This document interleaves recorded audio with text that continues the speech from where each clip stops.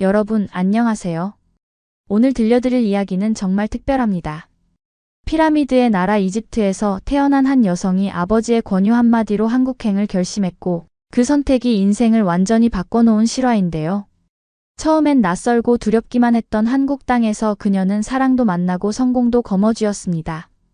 편견과 오해를 딛고 일어선 한 여성의 용기 있는 도전, 그리고 그녀를 품어준 한국의 따뜻한 정을 함께 느껴보시죠.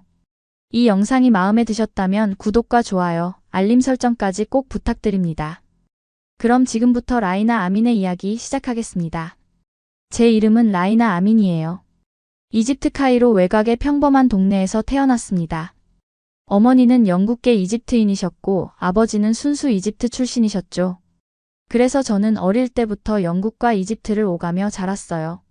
두 나라의 문화를 모두 경험하며 컸기 때문에 언어에 유독 재능이 있었습니다. 영어와 아랍어는 물론이고 프랑스어까지 자연스럽게 익혔죠. 친구들은 제게 언어 천재라고 부르곤 했어요. 하지만 저는 그저 두 문화 사이에서 자란 평범한 아이였을 뿐입니다. 고등학교 시절 저는 스페인어를 전공하고 싶었어요. 낭만적인 언어였고 유럽 문화에 대한 동경도 있었거든요. 바르셀로나의 거리를 걷고 마드리드에서 공부하는 상상을 자주 했습니다. 그런데 아버지께서 어느 날 갑자기 제게 이상한 제안을 하셨어요. 라이나, 한국어를 배워보는 건 어떻겠니? 처음엔 정말 당황스러웠습니다.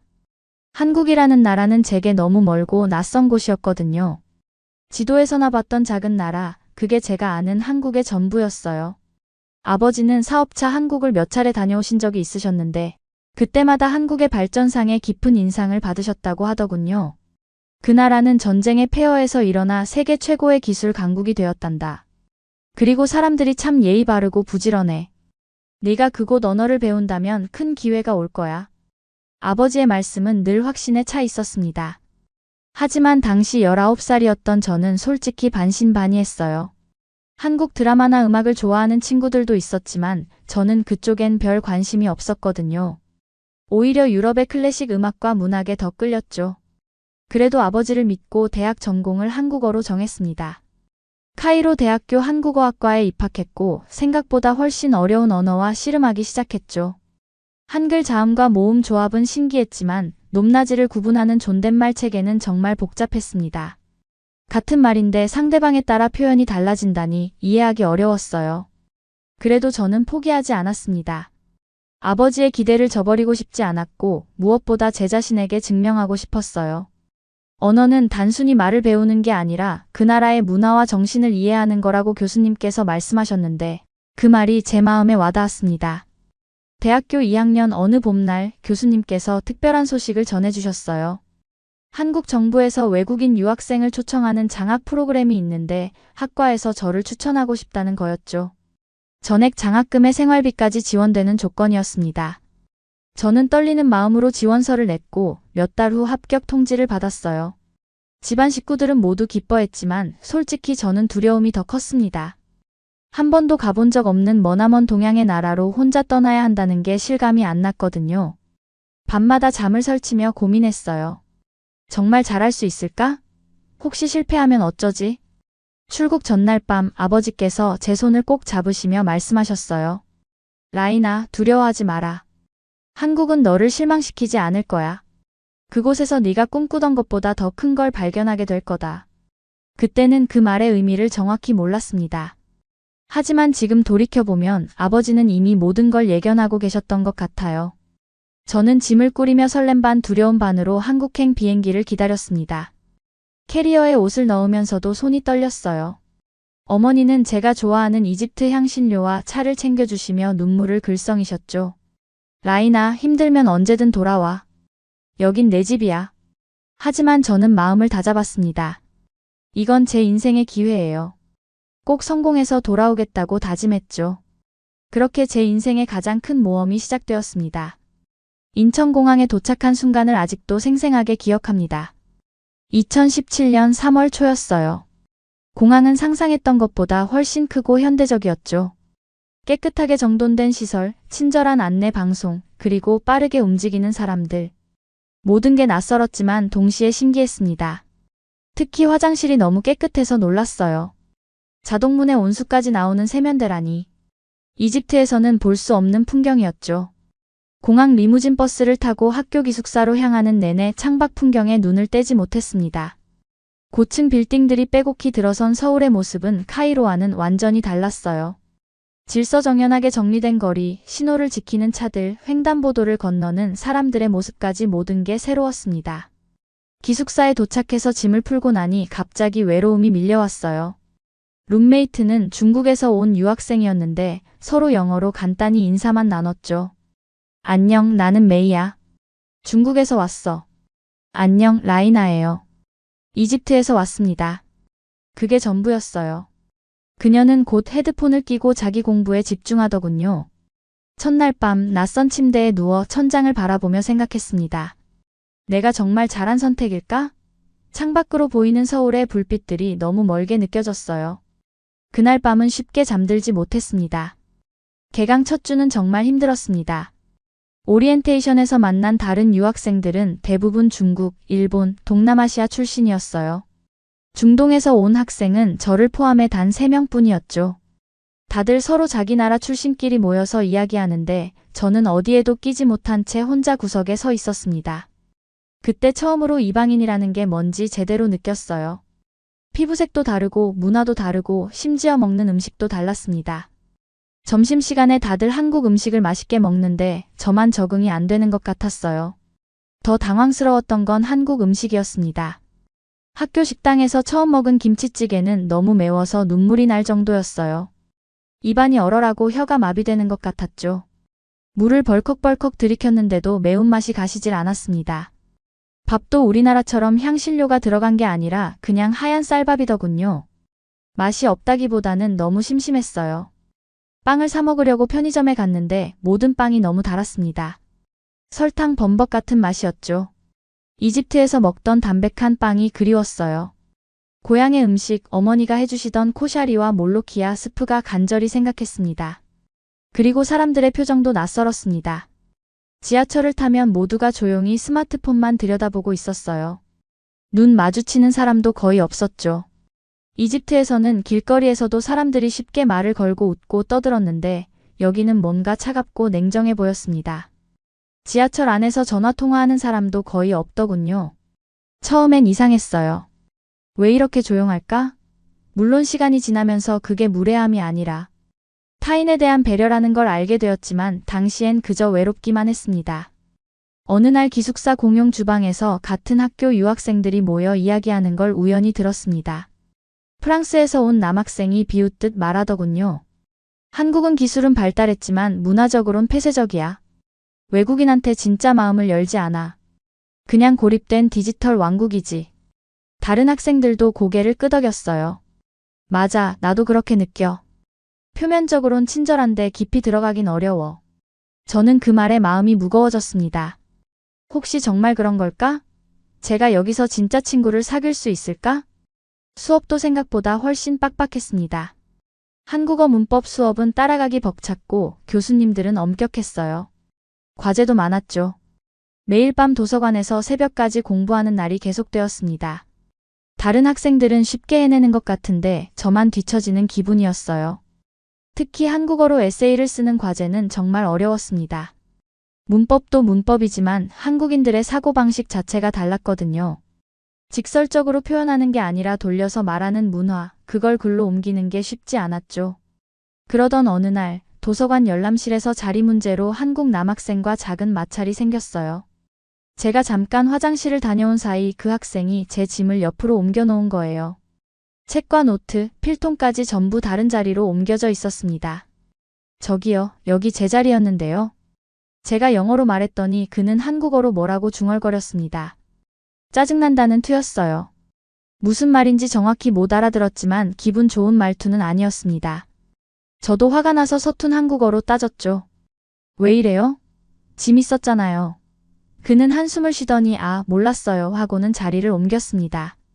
하지만 그의 표정에서 불편함이 역력히 느껴졌어요. 그날 이후 그 남학생 얼굴만 봐도 기분이 안 좋았습니다. 그렇게 한 달이 지났습니다. 저는 점점 지쳐갔고 고향이 그리웠어요. 어머니에게 전화를 걸어 울먹이며 말했습니다. 엄마, 여기 너무 힘들어. 나 혼자인 것 같아. 아무도 날 이해 못해. 어머니는 다독이셨지만 속으로는 후회가 밀려왔습니다. 스페인어를 선택했더라면 유럽에서 편하게 공부했을 텐데. 왜 아버지 말을 들었을까? 친구들은 지금쯤 바르셀로나나 마드리드에서 즐겁게 생활하고 있을 거예요. 그때 저는 한국이란 나라가 저와 맞지 않는다고 생각했습니다. 매일 밤 베개를 적시며 울었어요. 그렇게 힘든 시간이 이어지던 어느 날 전환점이 찾아왔습니다. 한국 문화의 이해라는 과목에서 조별과제를 하게 되었는데 하필 그 도서관에서 마주쳤던 남학생과 같은 조가 된 거예요. 그의 이름은 준호였습니다. 처음엔 정말 불편했죠. 조 편성 공지를 보는 순간 한숨부터 나왔어요. 하필이면 왜 그 사람이람. 첫 미팅날 서로 눈도 잘 안 마주치고 어색하게 회의를 시작했습니다. 공기가 무거웠고 다른 조원들도 분위기를 눈치챘는지 조심스러워했어요. 그런데 준호가 먼저 말을 꺼냈습니다. 저번엔 미안했어요. 제가 너무 예민하게 굴었네요. 그날 시험 공부하느라 스트레스를 많이 받았거든요. 변명은 아니고요. 그냥 사과하고 싶었어요. 한국어였지만 천천히 말해줘서 이해할 수 있었어요. 진심이 담긴 목소리였습니다. 저도 영어로 대답했죠. 저도 너무 감정적이었어요. 사실 그때 많이 힘든 시기였거든요. 서로 오해가 있었던 것 같네요. 그렇게 우리는 서먹함을 풀고 과제에 대해 이야기하기 시작했습니다. 과제 주제는 한국의 전통 명절 문화를 외국인에게 소개하는 프레젠테이션이었어요. 준호는 제 한국어 발음을 하나하나 고쳐주었습니다. 비웃는 게 아니라 진심으로 도와주려는 마음이 느껴졌어요. 라이나 씨, 이 단어는 이렇게 발음하면 더 자연스러워요. 추석이 아니라 추석이에요. 미세한 차이지만 중요하죠. 그는 끈기 있게 설명해 주었고 저도 열심히 따라했습니다. 몇 번을 반복해도 짜증내지 않고 계속 도와줬어요. 과제를 준비하면서 우리는 점점 가까워졌습니다. 준호는 추석의 의미를 설명해 주었어요. 추석은 단순히 보름달을 보는 날이 아니에요. 조상님께 감사하고 가족이 모여 사랑을 나누는 날이죠. 한국 사람들에게 가족은 정말 중요해요. 그의 설명을 듣다 보니 한국 문화가 조금씩 이해되기 시작했습니다. 단순히 언어만 배우는 게 아니라 그 안에 담긴 의미를 알아가는 거였어요. 과제를 마치고 나서 준호가 제안했습니다. 제가 한국어 공부 도와줄까요? 대신 저한테 영어 좀 가르쳐 주시면 안 될까요? 저도 영어 회화가 약해서 고민이거든요. 저는 흔쾌히 수락했습니다. 좋아요. 서로 도우면 좋죠. 그날부터 저희는 매일 저녁 도서관에서 만났어요.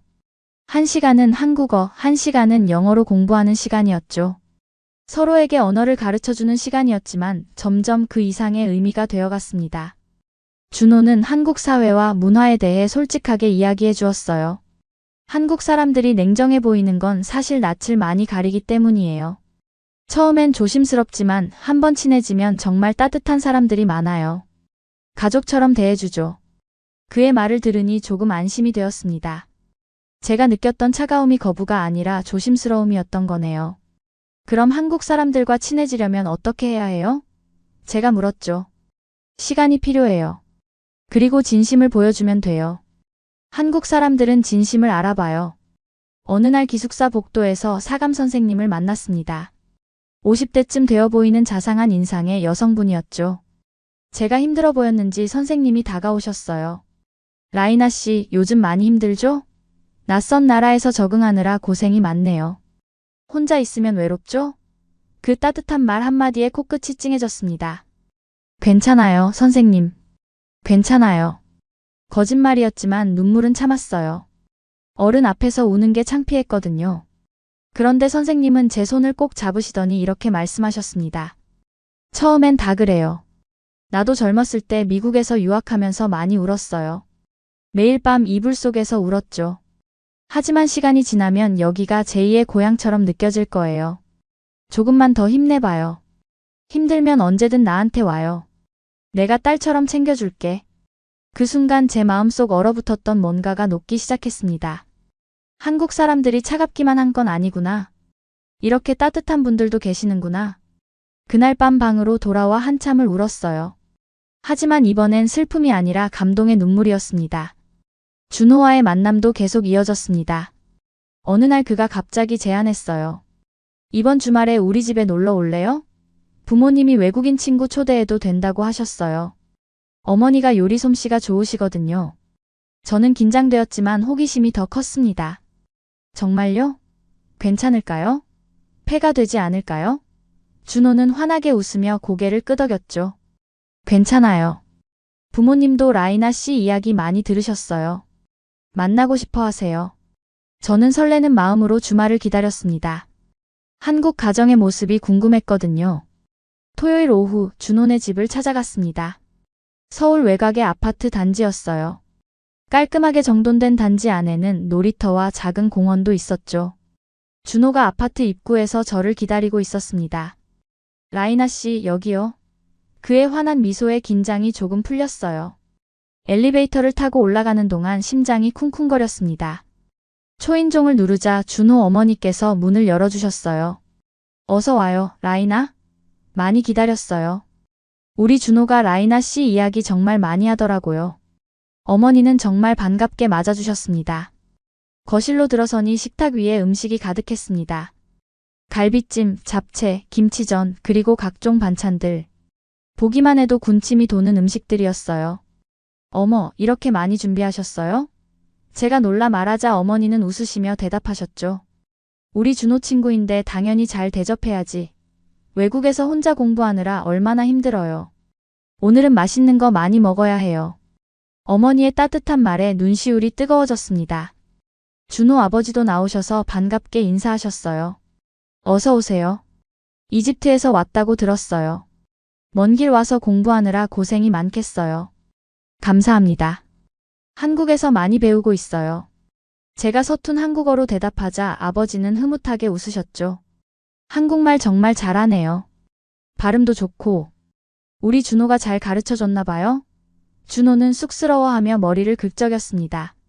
식사 시간이 시작되었습니다. 어머니는 제게 갈비찜을 수저로 떠서 그릇에 담아주시며 많이 먹어 하셨어요. 한 점 먹어보니 정말 맛있었습니다. 고기가 부드럽고 양념이 달콤하면서도 깊은 맛이 났어요. 어머니, 정말 맛있어요. 제가 감탄하자 어머니는 더 기뻐하시며 계속 음식을 권하셨습니다. 이집트에서도 어머니가 이렇게 음식을 챙겨주셨는데 한국에서도 똑같은 사랑을 느낄 줄은 몰랐어요. 준호 아버지는 이집트 문화에 대해 궁금한 걸 물어보셨고 저는 열심히 설명했죠. 피라미드는 정말 대단해요. 수천 년 전에 저렇게 큰 건축물을 만들었다니 신기하죠. 아버지가 말씀하셨습니다. 그렇죠. 이집트는 세계에서 가장 오래된 문명 중 하나예요. 한국도 오랜 역사를 가졌지만 이집트의 역사는 정말 경이로워요. 서로의 문화를 존중하며 이야기하는 모습이 보기 좋았습니다. 그 집 식탁에는 웃음이 끊이지 않았어요. 식사 후 어머니가 제 손을 잡으시며 말씀하셨습니다. 라이나야, 한국에서 힘든 일 있으면 언제든 우리한테 연락해. 전화해도 되고 놀러와도 되고. 우린 이제 내 한국 가족이야. 알았지? 그 말에 눈물이 핑 돌았어요. 아, 이게 한국의 정이구나. 그동안 제가 오해했던 거였구나. 한국 사람들은 처음엔 조심스럽지만 한번 마음을 열면 가족처럼 대해주는구나. 저는 고개를 끄덕이며 대답했습니다. 감사합니다, 어머니. 정말 감사해요. 집으로 돌아가는 길에 준호가 물었어요. 오늘 어땠어요? 저는 환하게 웃으며 답했습니다. 정말 좋았어요. 어머니, 아버지 너무 좋으세요. 마치 제 부모님 같았어요. 준호도 미소를 지었죠. 다행이네요. 부모님도 라이나 씨 정말 좋아하셨어요. 집에 가시자마자 전화 오셨거든요. 좋은 친구 사귀었다고 하시면서요. 그날 밤 기숙사로 돌아와 아버지께 긴 메시지를 보냈습니다. 아빠 말이 맞았어요. 한국은 정말 특별한 나라예요. 사람들이 정말 따뜻해요. 그 이후로 제 한국 생활은 완전히 달라졌습니다. 준호와 저는 자연스럽게 더 가까워졌어요. 단순한 언어 교환 친구가 아니라 진짜 친구가 된 거죠. 아니, 사실은 그 이상이었는지도 몰라요. 준호와 함께 있으면 마음이 편안했고 그가 없으면 뭔가 허전했습니다. 하지만 당시엔 서로 조심스러웠어요. 문화도 다르고 종교적 배경도 달랐으니까요. 혹시 제 마음이 혼자만의 착각은 아닐까 걱정도 되었죠. 준호는 제게 한국에 숨겨진 매력을 하나씩 보여주었습니다. 어느 주말엔 북촌 한옥마을에 데려가 주었고 또 어느 날은 남산타워에서 서울 야경을 함께 봤어요. 라이나 씨, 저 불빛 하나하나가 다 누군가의 삶이에요. 한국은 작은 나라지만 각자의 꿈을 위해 열심히 사는 사람들로 가득해요. 준호의 말에 저는 깊이 공감했습니다. 네온사인 불빛 아래로 보이는 서울의 모습은 정말 아름다웠어요. 학업에도 점점 자신감이 붙었어요. 한국어 실력이 늘면서 수업을 이해하는 게 훨씬 쉬워졌죠. 교수님들도 제 발전을 칭찬해 주셨습니다. 특히 통번역 수업을 담당하신 김 교수님은 제게 큰 기대를 걸고 계셨어요. 라이나 학생, 자네는 아랍어와 영어, 한국어를 모두 구사하잖아? 이런 인재가 흔치 않아. 게다가 문화적 이해도까지 갖췄으니 앞으로 큰일 할 사람이야. 교수님의 격려는 제게 큰 힘이 되었습니다. 누군가 저를 인정해준다는 게 이렇게 큰 용기가 될 줄 몰랐어요. 그해 가을, 교수님께서 전국 대학생 한국어 통번역 경시대회 소식을 알려주셨습니다. 라이나, 한번 도전해보는 게 어때? 자네 실력이면 충분히 좋은 성적 거둘 수 있어. 이런 기회는 자주 오지 않아. 처음엔 자신이 없었어요. 한국에 온 지 겨우 1년도 안 됐는데 대회에 나간다는 게 무리라고 생각했죠. 전국에서 모인 실력자들과 경쟁한다는 게 두려웠습니다. 교수님, 저는 아직 부족해요. 다른 학생들은 훨씬 오래 한국어를 공부했을 텐데요. 하지만 준호가 격려해 주었습니다. 라이나 씨는 할 수 있어요. 제가 옆에서 도와줄게요. 우리 함께 연습해요. 그의 확신에 찬 눈빛을 보니 용기가 났습니다.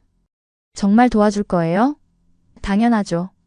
라이나 씨가 상 받는 모습 보고 싶어요. 그날부터 저는 미친 듯이 연습했습니다. 준호는 매일 밤 저와 함께 도서관에 남아 통역 연습을 도와주었어요. 한국 뉴스를 틀어놓고 실시간으로 영어와 아랍어로 통역하는 훈련을 반복했죠. 처음엔 버벅거렸지만 점점 매끄러워졌습니다. 때로는 밤 11시가 넘도록 연습했습니다. 지칠 때마다 준호가 편의점에서 커피를 사다 주며 말했어요. 조금만 더 힘내요. 라이나 씨는 정말 대단한 사람이에요. 포기하지 않는 모습이 멋있어요. 그의 말 한마디가 저를 다시 일으켜 세웠습니다. 함께 공부하다 보니 준호에 대한 마음도 점점 커져갔어요. 하지만 표현하지 못했습니다. 지금은 대회에 집중해야 할 때니까요. 감정은 나중에 생각하기로 했죠. 대회 당일 떨리는 마음으로 서울 시내 대회장으로 향했습니다. 전국에서 모인 유학생들과 한국 학생들이 참가했어요. 모두 뛰어난 실력을 가진 친구들이었죠. 중국에서 온 학생은 한국어를 10년 넘게 공부했다고 하더군요. 일본에서 온 학생은 이미 통역사 자격증도 가지고 있었어요. 저는 점점 위축되었습니다. 내가 여기서 뭘 할 수 있을까? 준호가 제 손을 꼭 잡아주었어요. 괜찮아요. 라이나 씨만의 강점이 있어요. 자신감 갖고 하세요. 대회는 1차 필기시험과 2차 실전 통역으로 나뉘어 있었습니다. 1차 필기시험에서는 한국어 문법과 어휘, 문화 이해도를 평가했어요. 생각보다 어려운 문제들이 나왔지만 그동안 공부한 게 도움이 되었습니다. 특히 한국 전통 문화에 대한 문제는 준호네 집에서 들었던 이야기 덕분에 잘 풀 수 있었죠. 1차는 무난히 통과했습니다. 하지만 2차 실전 통역에서 긴장이 몰려왔어요. 제 차례가 되어 무대에 올랐습니다. 심사위원 앞에서 한국 정치인의 연설문을 영어로 통역하는 과제였어요. 마이크를 잡은 순간 머릿속이 하얘졌습니다. 관객석에는 수백 명의 사람들이 저를 바라보고 있었어요. 손에 땀이 났고 다리가 떨렸습니다. 하지만 객석에 앉은 준호의 얼굴이 보였어요. 그는 두 손을 모아 기도하듯 저를 응원하고 있었죠. 그 순간 마음이 진정되었습니다. 저는 깊이 숨을 들이쉬고 통역을 시작했어요. 목소리는 떨렸지만 단어 하나하나에 정성을 담았습니다. 한국어의 뉘앙스를 영어로 정확히 전달하려 노력했죠. 우리나라는 어려운 시기를 극복하고 오늘에 이르렀습니다. 라는 문장을 Our nation has overcome tremendous hardships to reach where we stand today로 옮겼어요. 단순한 번역이 아니라 감정까지 전달하려 했습니다. 시간이 멈춘 것 같았어요. 통역을 마치고 나니 심사위원들이 고개를 끄덕이며 뭔가 적고 있었습니다. 저는 떨리는 다리로 무대를 내려왔고 준호가 달려와 제 손을 꼭 잡아주었어요. 정말 잘했어요, 라이나 씨. 완벽했어요. 일주일 후 결과가 발표되었습니다. 제 이름이 대상 수상자 명단에 올라 있었어요. 믿을 수가 없었습니다. 전국에서 모인 그 많은 인재들 사이에서 제가 1등을 했다니. 준호에게 전화를 걸었어요. 준호 씨, 저 대상이에요. 1등이래요. 전화기 너머로 준호의 환호성이 들렸습니다. 정말요? 진짜요? 와, 라이나 씨 대단해요. 그날 밤 저는 행복에 겨워 잠을 이룰 수 없었습니다. 시상식 날 무대에 올라 트로피를 받으며 저는 객석을 바라봤어요. 준호가 환하게 웃으며 박수를 치고 있었고 김 교수님도 자랑스러운 표정으로 지켜보고 계셨습니다. 그리고 화상으로 연결된 화면에는 이집트에 계신 아버지의 얼굴이 보였어요. 아버지는 눈물을 글썽이고 계셨죠. 아버지, 제가 해냈어요. 제가 정말 해냈어요. 마이크에 대고 아랍어로 말했습니다. 객석에서 환호성이 터져나왔어요. 그 순간 저는 깨달았습니다. 이곳 한국이 이제 제 제2의 고향이 되었다는 것을. 그리고 제 곁엔 늘 저를 응원해주는 사람들이 있다는 것을. 대회에서 대상을 받은 이후 제 삶은 급격하게 변했습니다. 우선 장학금이 전액 연장되었고 학교에서 특별 장학생으로 선정되었어요. 학교 홈페이지 메인에 제 사진과 인터뷰가 실렸죠. 이집트에서 온 라이나 한국어 통번역 대회 대상 수상 제목을 보는데 정말 실감이 나지 않았습니다. 하지만 더 큰 변화는 따로 있었어요. 한국의 여러 기업에서 인턴십 제안이 들어오기 시작한 겁니다. 특히 중동 시장 진출을 준비하는 뷰티 기업과 전자 기업들이 관심을 보였죠. 그 중에서도 제 눈길을 끈 건 한 중견 화장품 회사였습니다. K-뷰티 브랜드를 중동과 북아프리카 지역에 확장하려는 프로젝트를 진행 중이었고 아랍어와 영어, 한국어를 모두 구사하는 인재를 찾고 있었죠. 면접을 보러 갔을 때 인사 담당자가 말했습니다. 라이나 씨 같은 인재가 정말 필요했어요. 문화를 이해하고 언어를 구사하는 건 완전히 다른 차원이거든요. 단순히 통역하는 게 아니라 두 문화를 이어주는 다리 역할을 해줄 수 있잖아요. 대학교 3학년이 되던 해봄, 저는 그 회사에서 6개월간 인턴으로 일하게 되었습니다. 처음엔 단순한 번역 업무만 맡았지만 점점 중요한 역할을 맡기 시작했어요. 중동 바이어와의 화상회의에서 통역을 담당했고 아랍어 마케팅 자료도 제작했죠. 제 의견이 실제 사업 전략에 반영되는 걸 보며 큰 보람을 느꼈습니다. 라이나 씨, 이 문구 아랍어로 어떻게 표현하면 좋을까요? 팀장님이 물어보시면 저는 자신 있게 답했어요. 이렇게 하면 현지인들에게 더 와닿을 거예요. 한편 준호와의 관계도 조금씩 변화하고 있었어요. 저희는 여전히 자주 만났지만 이제는 친구 이상의 감정이 있다는 걸 서로 알고 있었죠. 하지만 선뜻 고백하지 못했습니다. 준호는 제가 졸업 후 이집트로 돌아갈까봐 걱정했고 저는 제 종교와 문화적 배경이 그의 가족에게 부담이 될까봐 두려워했어요. 서로의 마음을 알면서도 조심스러웠던 시간들이었습니다. 어느 날 밤 한강공원을 산책하다 준호가 조심스럽게 물었습니다. 라이나 씨, 졸업하면 어떻게 할 거예요? 이집트로 돌아갈 건가요? 저는 솔직하게 대답했어요. 모르겠어요. 아직 결정하지 못했어요. 여기서 더 배우고 싶은데 가족도 보고 싶고. 목소리가 떨렸습니다. 준호는 한동안 말이 없었어요. 그러다 갑자기 멈춰서더니 저를 바라보며 이렇게 말하더군요. 라이나 씨가 이집트로 돌아가면 전 정말 슬플 것 같아요. 너무 슬플 것 같아요. 그 말에 제 심장이 두근거렸어요. 왜요?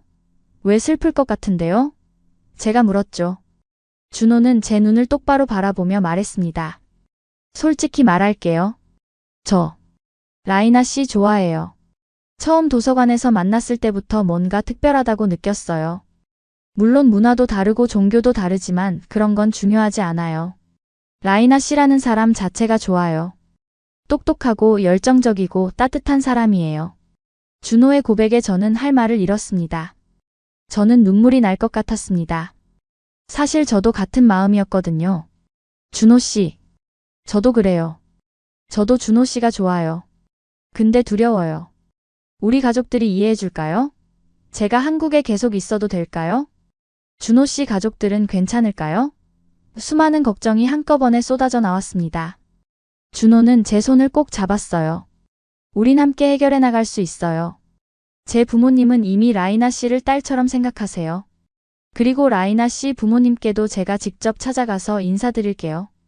진심을 보여드릴게요. 그날 밤 우리는 오랫동안 이야기를 나눴습니다. 서로의 두려움과 희망에 대해, 미래에 대해 솔직하게 털어놨어요. 그리고 한 가지를 확신하게 되었죠. 사랑은 국경과 문화를 넘어선다는 것을. 물론 쉬운 길은 아닐 거예요. 하지만 함께라면 해낼 수 있을 것 같았습니다. 한강의 야경을 보며 우리는 손을 꼭 잡고 있었어요. 그 순간만큼은 세상에 우리 둘만 있는 것 같았습니다. 인턴십이 끝날 무렵 회사에서 놀라운 제안을 했습니다. 라이나 씨, 졸업하고 나면 정식 직원으로 채용하고 싶어요. 중동시장 담당 매니저로요. 물론 지금 당장 대답하지 않아도 돼요. 신중히 생각해보세요. 제가 꿈꾸던 기회였어요. 하지만 동시에 큰 결정을 내려야 하는 순간이기도 했죠. 이집트로 돌아갈 것인가, 한국에 남을 것인가? 부모님은 뭐라고 하실까? 준호와의 관계는 어떻게 될까? 저는 부모님께 긴 편지를 썼습니다. 한국에서의 경험, 준호와의 관계, 그리고 제 꿈에 대해 솔직하게 적었어요. 아버지, 어머니, 저는 한국에 남고 싶어요. 이곳에서 제 길을 찾았어요. 그리고 사랑하는 사람도 만났습니다. 그는 착하고 성실한 사람이에요. 부모님께서도 분명 좋아하실 거예요. 편지를 보내고 며칠 동안 불안했습니다. 부모님이 반대하시면 어쩌지? 특히 아버지는 보수적인 분이라 걱정이 컸어요. 며칠 후 아버지에게서 전화가 왔어요. 목소리는 진지했지만 따뜻했습니다. 라이나, 내 편지 잘 읽었다. 어머니랑 오래 이야기했어. 내 선택을 존중한다. 네가 행복하다면 그걸로 충분해. 하지만 그 남자친구 얼굴은 꼭 한번 봐야겠구나. 우리 딸 평생 맡길 사람인데 어떤 사람인지 봐야지. 아버지의 승낙에 저는 안도의 한숨을 내쉬었습니다. 감사합니다, 아버지. 곧 준호 데리고 이집트 갈게요. 그날 밤 준호에게 소식을 전했습니다. 준호 씨, 아버지께서 만나고 싶대요. 이집트 가요. 준호는 긴장한 표정이었지만 고개를 끄덕였어요. 알겠어요. 잘 준비해서 갈게요. 라이나 씨 부모님께 좋은 인상 드려야죠. 우리는 서로를 꼭 안았습니다. 앞으로의 길이 순탄하지만은 않겠지만 함께라면 이겨낼 수 있을 것 같았어요. 대학교 4학년 여름방학 준호와 저는 이집트로 향했습니다. 제 부모님께 정식으로 인사드리기 위해서였죠. 준호는 비행기 안에서 내내 긴장한 표정이었어요. 라이나 씨, 제가 아랍어를 못하는데 괜찮을까요? 부모님께서 실망하시면 어쩌죠? 저는 웃으며 대답했습니다. 진심은 언어가 필요 없어요.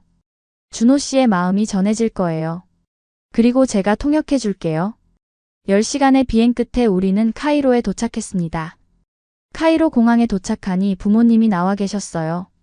어머니는 저를 끌어안으며 울음을 터뜨리셨고 아버지는 준호를 물끄러미 바라보셨습니다. 준호가 긴장한 얼굴로 앞으로 나섰어요. 안녕하세요, 라이나의 아버지. 준호가 서툰 아랍어로 인사했습니다. 제가 몇 달간 가르쳐준 문장이었죠. 발음은 어색했지만 진심이 느껴졌어요. 아버지의 얼굴에 미소가 번졌습니다. 오, 아랍어 공부했구나. 환영한다, 준호. 먼 길 오느라 수고했어. 아버지가 준호의 어깨를 토닥여 주셨습니다. 집으로 돌아가는 차 안에서 준호는 카이로의 풍경에 눈을 떼지 못했어요. 와, 정말 웅장하네요. 역사가 느껴져요. 저 건물들 정말 오래된 거죠? 준호가 감탄하며 말했습니다. 아버지가 말씀하셨죠. 우리 문명은 5,000년이 넘었지. 하지만 한국도 대단한 나라야. 전쟁의 폐허에서 일어나 세계 10위권 경제 대국이 되었잖아. 그 저력이 놀랍다고. 나도 한국 갔을 때 정말 감명받았어.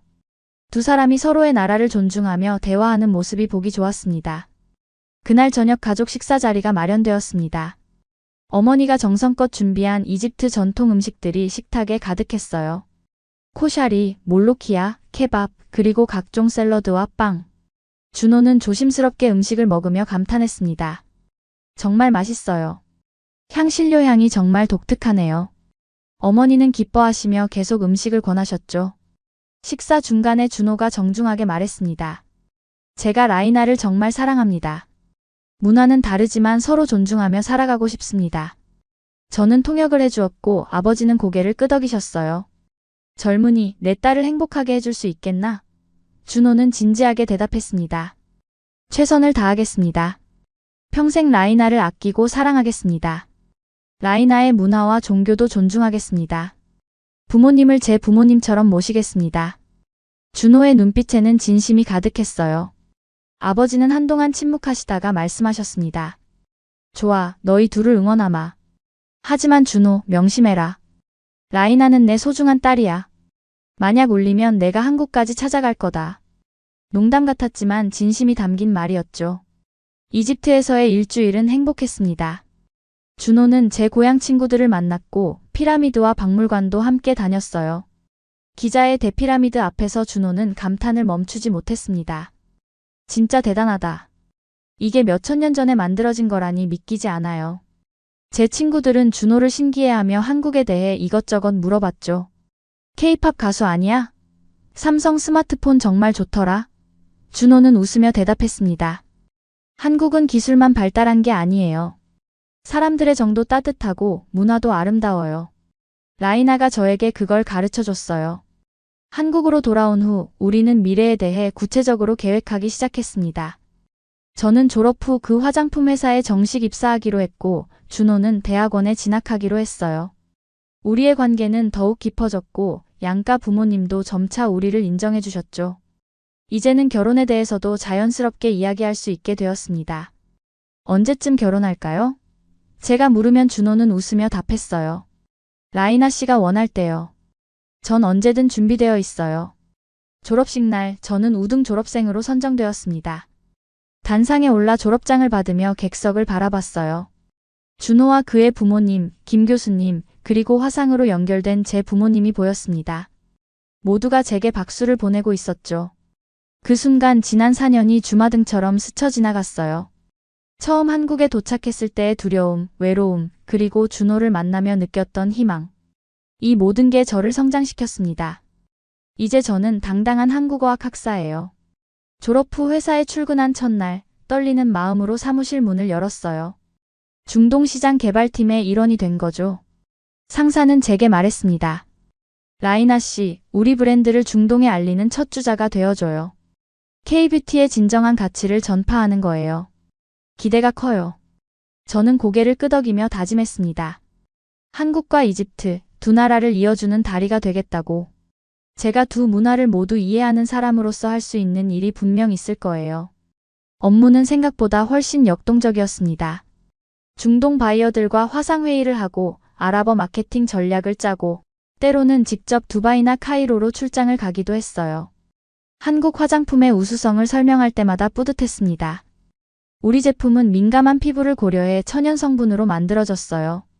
한국의 기술력과 세심함이 담겨 있죠. 할랄 인증도 받았고요. 바이어들은 놀라워했어요. 정말 품질이 뛰어나네요. 우리 시장에 잘 맞을 것 같아요. 그렇게 1년이 흘렀습니다. 제 업무 성과는 회사 내에서도 인정받기 시작했고 승진 이야기까지 나왔어요. 준호도 대학원에서 열심히 연구하며 미래를 준비하고 있었죠. 우리는 주말마다 만나 서로의 일상을 나눴고 점점 더 가까워졌습니다. 이제는 결혼 날짜를 잡는 것만 남았어요. 모든 게 완벽했습니다. 입사 2년 차가 되던 해봄, 회사에서 중요한 프로젝트 발표가 있었습니다. 중동 지역 론칭을 위한 전략 회의였는데 제가 프레젠테이션을 맡게 되었어요. 임원진 앞에서 발표하는 건 처음이라 긴장되었지만 준비를 철저히 했습니다. 준호는 전날 밤까지 제 발표 연습을 들어주며 조언해줬죠. 자신감 있게 하면 돼요. 라이나 씨가 제일 잘 알잖아요. 그 누구도 라이나 씨만큼 중동 시장을 이해하는 사람은 없어요. 발표 당일 회의실에는 대표이사를 비롯한 임원진이 모두 참석했습니다. 저는 심호흡을 하고 발표를 시작했어요.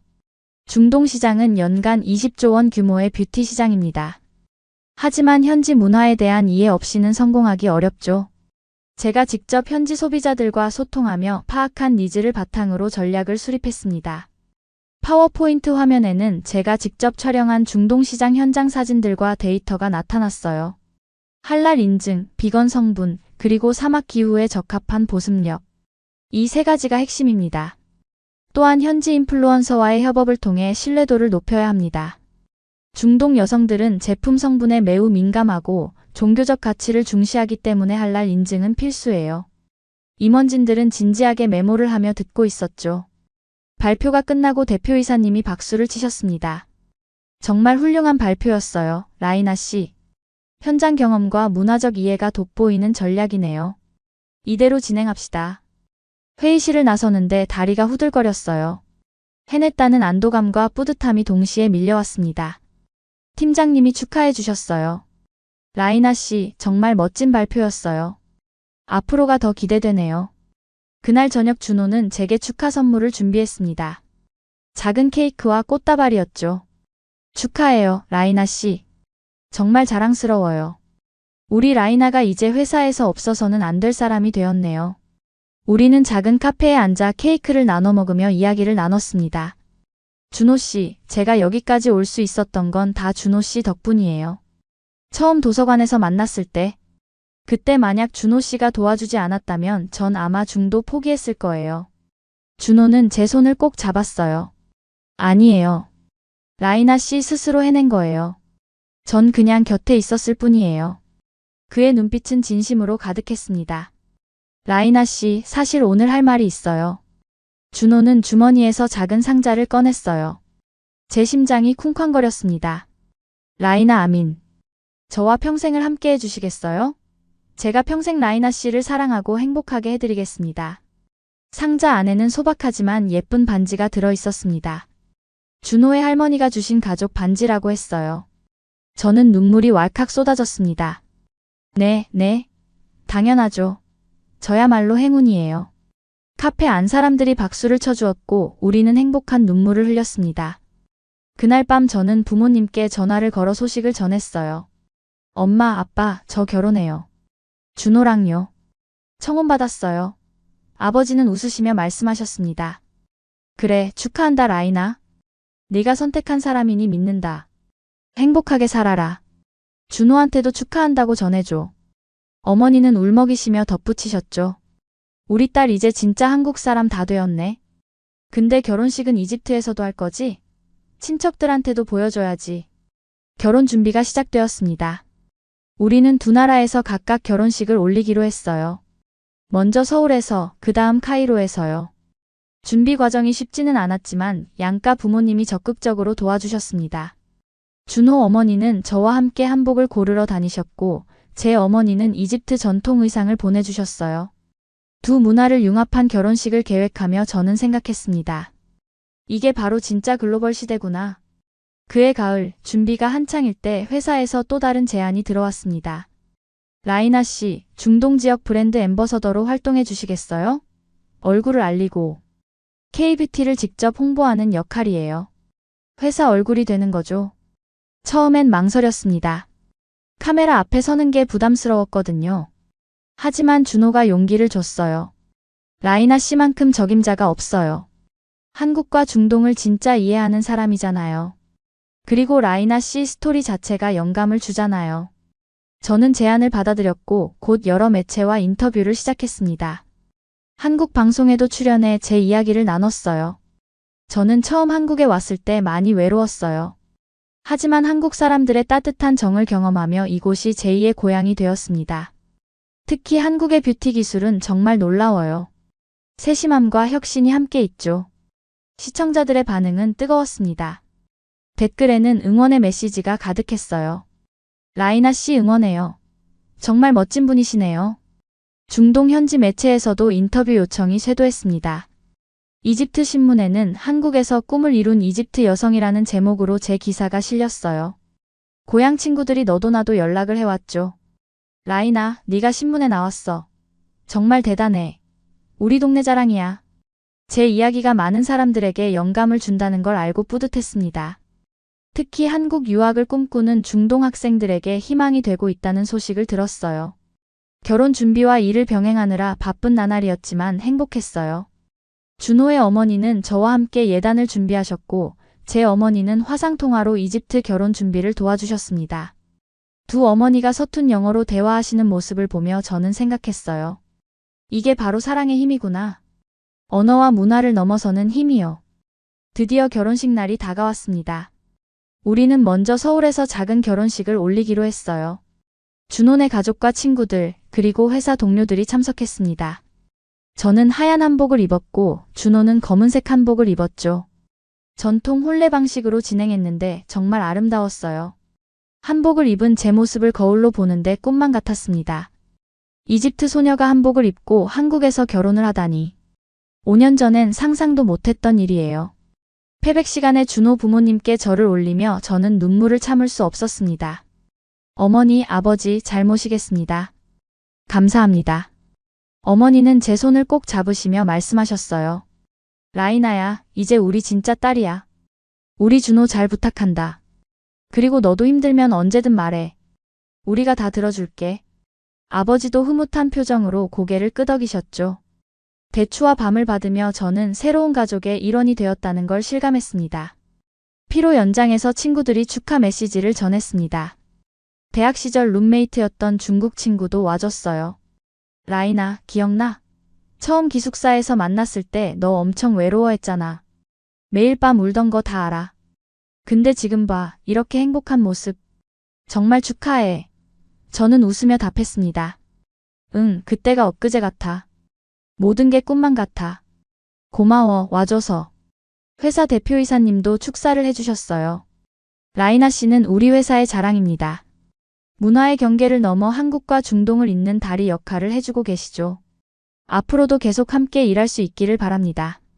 한 달 후, 우리는 이집트 카이로에서 두 번째 결혼식을 올렸습니다. 이번엔 이집트 전통 방식이었어요.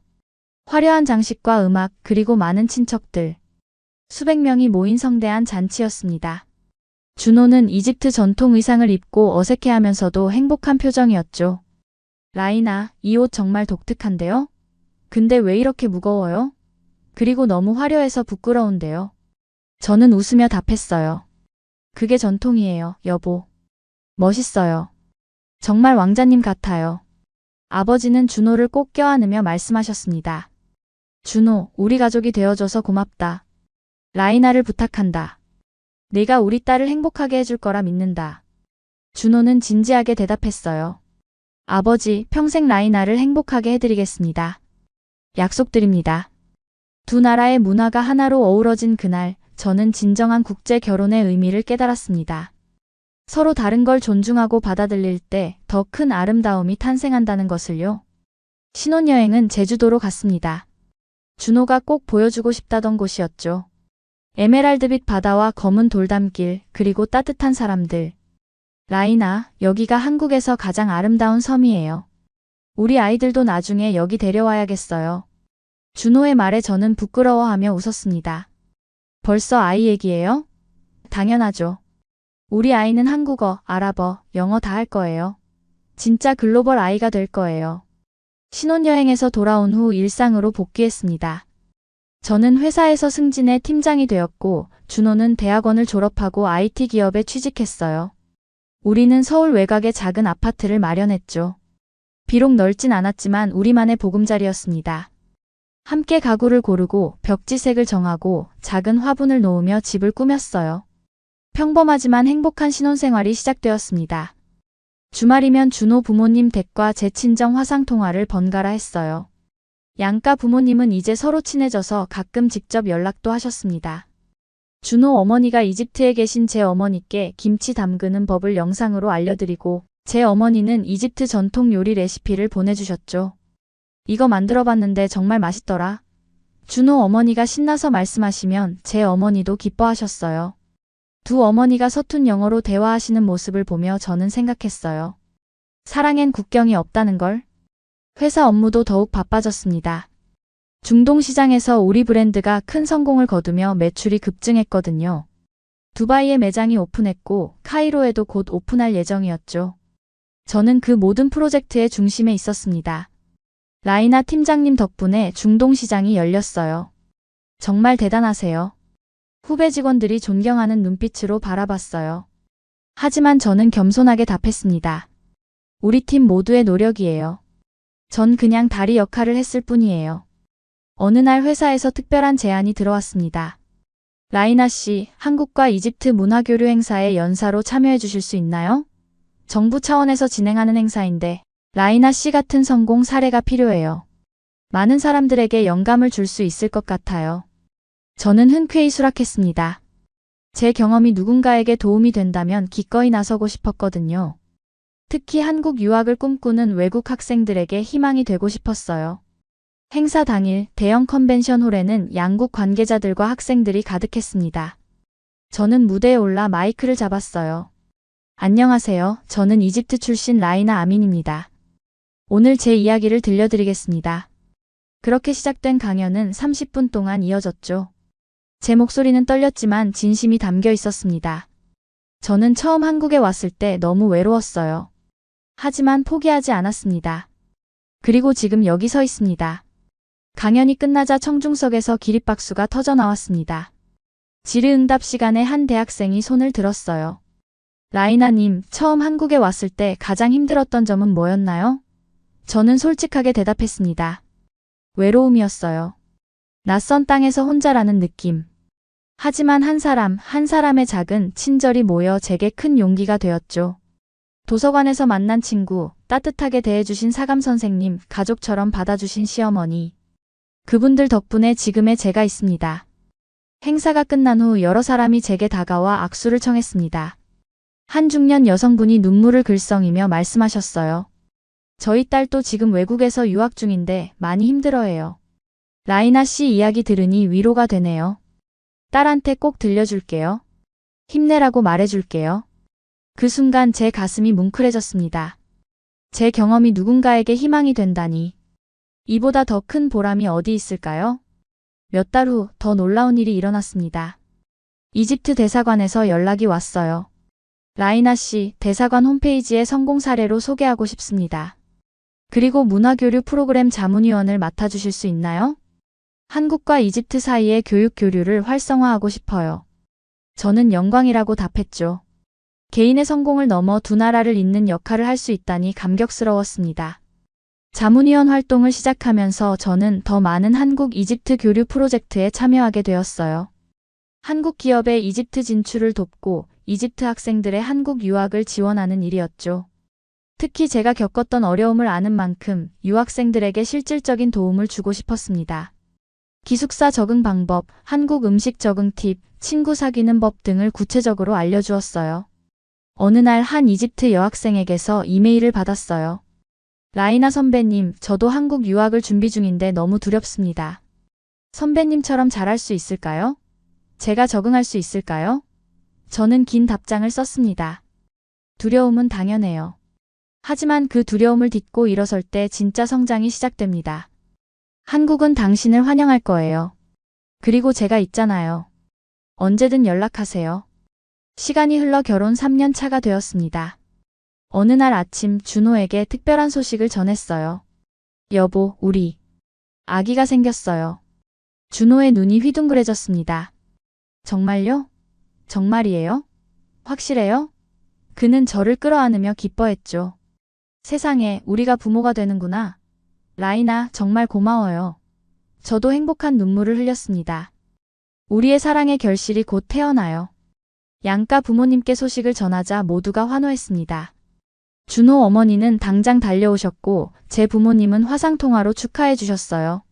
라이나, 엄마가 곧 한국 갈게. 출산 준비 도와줄게. 우리 손주 보러 가야지. 어머니의 목소리는 흥분으로 가득했습니다. 아버지도 덧붙이셨죠. 우리 라이나가 엄마가 되다니. 정말 자랑스럽다. 건강하게 잘 낳아야 해. 임신 기간 동안 저는 계속 일했습니다. 회사에서도 배려해 주었고 준호는 집안일을 도맡아 했어요. 라이나, 무리하지 마요. 건강이 최우선이에요. 제가 다 할게요. 그의 세심한 배려에 감사했습니다. 요리도 하고 청소도 하고 발 마사지까지 해주었죠. 임신 7개월쯤 회사에서 놀라운 제안이 왔어요. 라이나 팀장님, 출산 후 복직하실 때 이사로 승진하시면 어떨까요? 중동 사업부 전체를 맡아주셨으면 해요. 그해 가을, 건강한 딸을 출산했습니다. 작고 예쁜 아기였어요.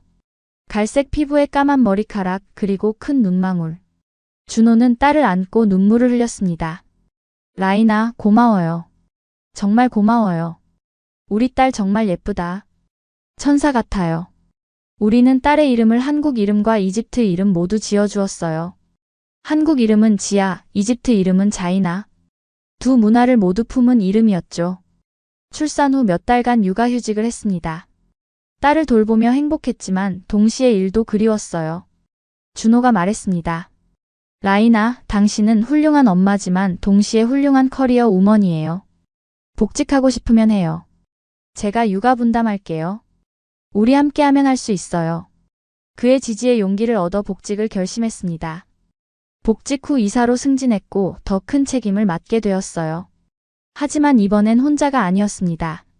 준호가 든든한 지원군이었고 양가 부모님도 번갈아가며 도와주셨죠. 특히 준호 어머니는 일주일에 2~3번씩 와서 지아를 돌봐주셨습니다. 라인아야, 걱정 말고 일해. 우리 손녀는 할머니가 책임질게. 너는 내 일에 집중해. 지아가 돌이 되던 날 우리는 성대한 돌잔치를 열었습니다. 한국식과 이집트식을 결합한 독특한 잔치였죠. 한복을 입은 지아는 천사처럼 예뻤어요. 돌잡이에서 지아는 마이크를 잡았습니다. 아, 우리 딸 가수하려나 봐. 준호가 웃으며 말했고 모두가 박수를 쳤습니다. 이집트에서 오신 제 부모님도 함께 자리했어요. 두 나라 가족이 하나가 된 순간이었습니다. 그날 저는 하객들 앞에서 짧은 인사말을 했어요. 오늘 이 자리에 함께 해주신 모든 분께 감사드립니다. 10년 전 한국에 처음 왔을 때 전 외롭고 두려웠습니다. 하지만 많은 분들의 따뜻한 손길 덕분에 여기까지 왔어요. 한국은 저에게 사랑을, 가족을, 그리고 꿈을 주었습니다. 목이 메었지만 계속 말을 이었습니다. 한국과 이집트, 두 나라 모두 제 조국입니다. 그리고 우리 딸 지아는 두 문화의 아름다운 결실이에요. 지금 저는 회사에서 중동 전역의 K-뷰티 확산을 담당하고 있습니다. 이집트뿐 아니라 사우디아라비아, UAE, 모로코까지 사업 영역이 확대되었어요. 한국 제품의 우수성을 알리며 두 지역을 잇는 다리 역할을 하고 있죠. 또한 한국과 중동의 젊은이들을 연결하는 문화교류 프로그램도 계속 진행하고 있습니다. 여러분께 말씀드리고 싶습니다. 낯선 도전 앞에서 두려워하지 마세요. 편견과 오해를 딛고 일어서세요. 한국은 그런 용기 있는 사람들을 품어줄 준비가 되어 있습니다. 따뜻한 정과 첨단 기술, 그리고 무한한 가능성의 나라. 저처럼 여러분도 이곳에서 꿈을 이룰 수 있을 거예요. 아버지께서 하셨던 말씀이 이제야 완전히 이해됩니다. 한국은 너를 실망시키지 않을 거야. 정말 그랬습니다. 한국은 저에게 기대 이상을 주었어요. 그리고 저도 한국에 제가 가진 모든 걸 돌려주고 싶습니다. 사랑과 감사의 마음으로요. 여러분도 용기 내세요. 세상은 생각보다 넓고 가능성은 무한합니다. 응원합니다.